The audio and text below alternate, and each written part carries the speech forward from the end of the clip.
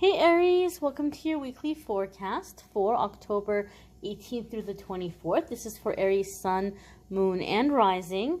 Now, my dears, if you happen to stumble upon this video outside of the time frame I just mentioned, don't you worry. You came across it whenever you were meant to come across it, whenever you were ready for the messages. These are general messages, so take what resonates and leave what doesn't. We do have a full moon in Aries coming up on the 20th.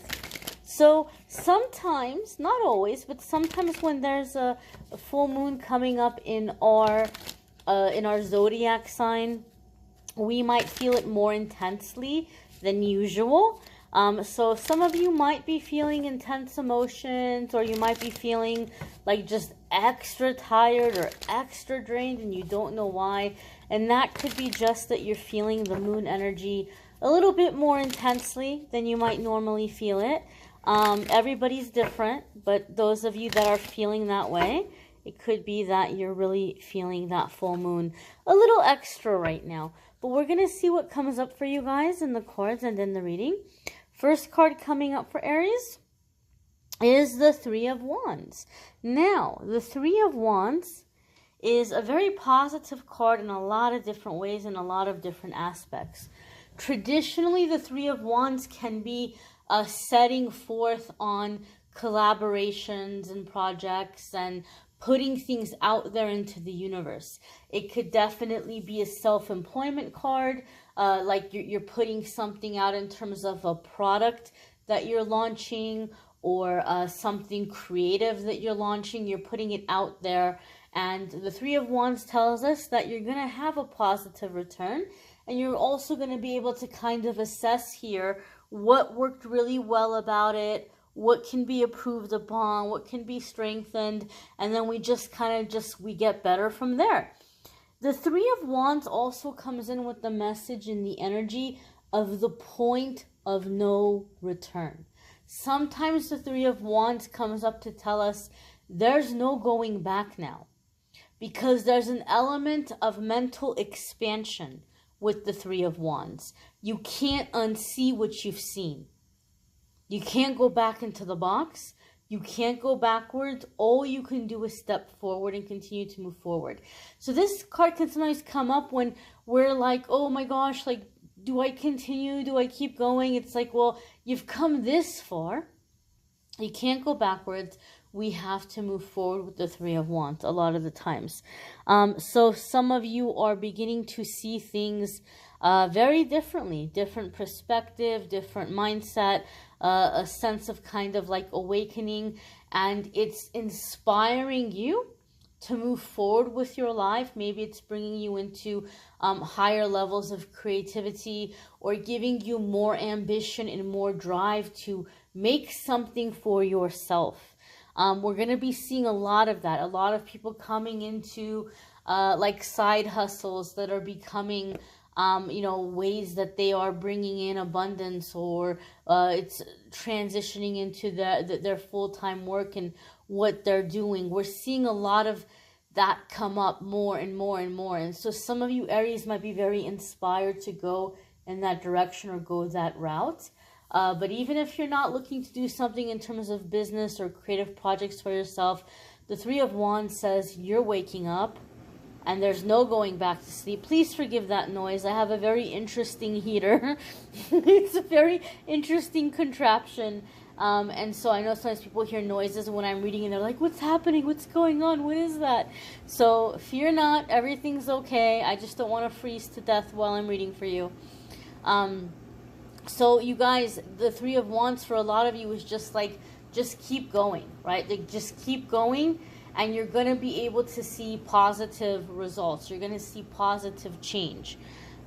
Your next card that's coming up here, Aries, is the Ace of Wands. Ace of Wands also came up for Gemini. I'm not sure if Aries energy came up in the Gemini reading. It may have. I don't recall. But some of you might have a Gemini placement, or you might be dealing with a Gemini, simply because I can recall they also had Ace of Wands coming up. But obviously, Ace of Wands is not a Gemini card. I just say that because it came up for them. Ace of Wands is going to be taking hold of an opportunity. For me, in my readings, Ace of Wands comes up when we're kind of tempted to reject something because we have really big plans, we have really big ideas, we have really big goals, and so when a certain opportunity comes by, we kind of look at it as, I'm not going to waste my time on small potatoes. I'm after bigger things, right? I'm chasing after bigger things. The problem with that is Ace of Wands tells us that this might seem like a small opportunity, but it's going to blossom. It's going to flourish and grow into bigger things once we give it a little bit of love, a little bit of energy, right? It's going to grow for us, or it's connecting us with certain connections that we're going to be able to use for networking later, or it's going to give us certain tools that's going to be very helpful for us in the future. So don't be quick to reject opportunities that are coming your way simply because you think they're too small. They're presenting themselves for a reason, okay? I can tell you there are certain things that I have done that didn't bring me the result I thought it was going to bring me in the way that I thought, but it's connected me to really amazing people, or I picked up skills that were very useful to me later on down the road. Just trust that the things that are coming to you are being offered to you because they're giving you what you need for your journey. Okay? And this is something with the Ace of Wands that's going to grow and expand into something more, into something bigger. So don't be quick to just be like, no, thank you, I don't want it.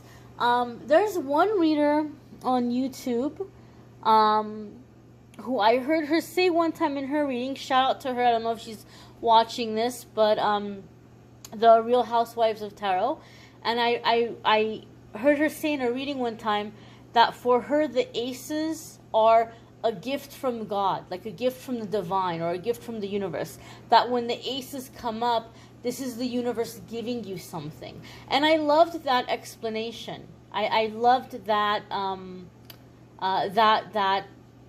way that she worded that, right? This is being given to you. This is a gift. Don't be quick to reject it because it's going to grow into something bigger. It's going to grow into something more. Now, your next card coming up here, Aries, is the Devil. Who else did the Devil may have come up for Libra? So there could be a significant issue or exchange or shift you're having with a Libra. It's interesting to me because there was a time, Aries, I want to say maybe it was over the summer or maybe it was even last summer, where Aries and Libra kept showing up in each other's readings. So there still may be something ongoing for some of you, or you may have a Libra placement. Okay, because the Devil came up for them, and it's a Major Arcana card. So Major Arcana card is going to be a significant shift. Anytime the Major Arcana cards come up, we're coming into a new chapter in our life. We're coming to a significant turning point. And this is everything to do with what we came here to learn, to accomplish, to conquer, right? You can't fail as long as you keep moving forward. Traditionally also, let's keep in mind here that the Devil card can be representative of Capricorn energy. Not because Capricorns are evil, okay? The Devil's not coming in to give us an energy of evil, but rather the earthly things, right? It's earth energy, and it's very, very physical. And sometimes it can come up to say that we're going a little too extreme with the physical. We maybe need a little bit of balance. That's why this can sometimes come up in terms of like addictions or vices or negative ego or jealousy, okay? Now, I will say this, anytime that we're coming upon a really massive shift, a really big breakthrough, the negative ego becomes the loudest. It's the negative ego that tells you, What does it matter? What difference does it make? You're wasting your time. You're an idiot for believing in this. This is too late, right? The negative ego comes in being very vicious in that way, to where when the opportunity comes in, negative ego is like, what do you think you're going to do with that little twig, huh? You think that's going to make a difference in your life? You think, oh, okay, big deal, you're going to go do that, everything is going to change? The negative ego comes in such a nasty way, because it's terrified of change. And the closer you are to the big change, the closer you are to that big break, the meaner and the nastier and the more persistent that negative ego becomes. So Aries, if you find yourself being overwhelmed by negative thoughts and really discouraging thoughts, take a moment and remind yourself, wow, negative ego's coming at me super hard right now, so I must be on the verge of something really big. I must be close to a massive shift, to a massive change. And move forward, my darlings. Move forward, my dears. Okay? Because that negative ego knows that it can't stop the universe or God from blessing you. So what it's trying to do is stop you from showing up for the blessing. It's up to you to push through it and to outsmart it. One of the things your negative ego will do is give you all the reasons why it's not going to work. Take this as a gift. Don't try to fight against it, because when we fight it, it becomes more powerful. So just take a moment and say, okay, all right, negative ego is showing me some challenges. Negative ego is telling me all the things that could possibly go wrong. All right, fair enough. How might I prepare myself in case these things happen? What are some safety nets I can put out? What are some backup plans that I can have? What's a good plan B, plan C, plan D? Heck, go all the way to plan Z if you need to. And ask yourself, what are some things that I can do before I get going that maybe can prevent me from running into that problem or that issue? What are some ways that maybe I could even avoid it altogether from happening? All right, thanks, negative ego. That was really helpful. Keep it coming. That was awesome. Thank you for that. Okay? So, breaking out of that discouragement, breaking out of that fear, breaking out of that bondage, breaking out of old habits, old beliefs. I feel a lot of this is just getting out of that mean, nasty voice. A lot of Aries that I know are very like results driven, and they can really compete with themselves. They're always pushing themselves to do better, or always pushing themselves to do more, right? Some Aries that I've come across, like, they have to be number one and beat out the competition just so that they feel like they have a right to be here, or that they have a right to take up space, right? They don't do it because they want to put everybody else down. They feel like they have to accomplish this to like earn their keep on the planet, or earn their right to be around. And again, that's the negative ego, because that's coming from a sense of like, I don't deserve, or I'm not worthy. Right? So that's a way that you can take that pressure off yourself, and you can enjoy what you're doing, and you can be in your creative process without feeling like you have to prove anything to anybody. Your next card coming up here, Aries, is the Two of Pentacles. Again, this is busy, busy energy. This is a lot of work. This is working very hard at something. Two of Pentacles also comes in with a sense of embarrassment, feeling silly, feeling ashamed. Okay? And it's telling us we need to approach a situation with a little bit more playfulness, because we're way too much stuck inside of our head, and we think we know how other people are viewing us. Oh, did you see the way that they looked at me? Oh, they think I don't know what I'm doing, or they think I'm silly, or they made a weird face when I asked this question.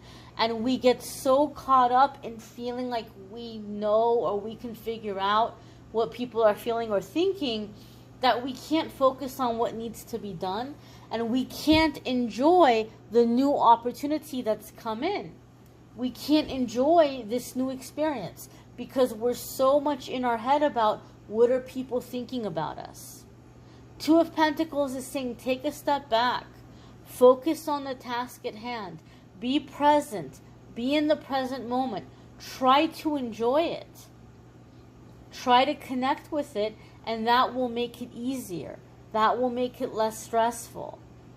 Focus more on you and what you're doing, and don't worry so much about the people around you, or what they're thinking, or how they're looking at you, or what they're thinking about the situation. Try to find joy in the work, and the work becomes easier. Aries, you may want to check out your moon sign, your rising sign, your Venus sign. Some weeks that might resonate for you more than others. I've noticed an ongoing theme lately. A lot of people seem stuck right now, or they just have certain blocks that they don't know how to get over.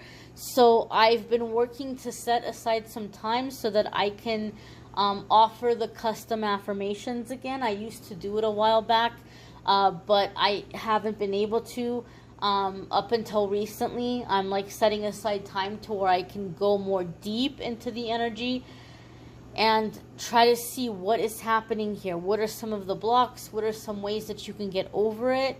And then depending on what comes up in the reading, doing a little customized affirmation for you at the end that you can incorporate in your spiritual practice. I'm calling it the Rut Buster. It is an option available on the calendar, and I'm doing it for less than half of what I used to charge for it, because I know a lot of people are stuck right now. I know that a lot of challenges are coming up for people financially, and so I'm trying to be fair with that.